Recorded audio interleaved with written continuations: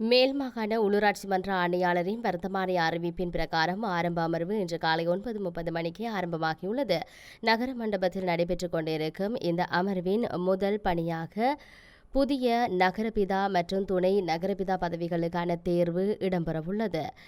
கடந்த தேர்தலில் எந்தவொரு கட்சியும் பெரும்பான்மையை பெறாத நிலையில் அதிக ஆசனங்களை பெற்ற தேசிய மக்கள் சக்தி மற்றும் ஐக்கிய மக்கள் சக்தி ஆகியன அதிகாரத்தை கைப்பற்றுவதற்கான முயற்சிகளை மேற்கொண்டு வருகின்றன.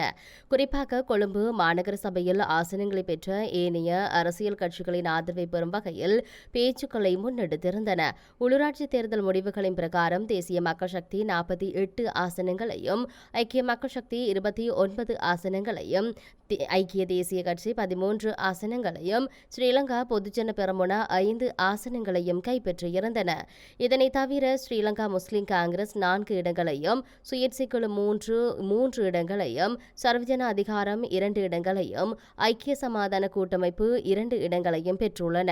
117 ஆசனங்களை கொண்ட கொழும்பு மாநகர சபையில் அதிகாரத்தை நிலைநாட்ட கட்சியொன்று குறைந்தது 59 ஆசனங்களை பெற வேண்டும் என சுட்டிக்காட்டப்பட்டுள்ளது.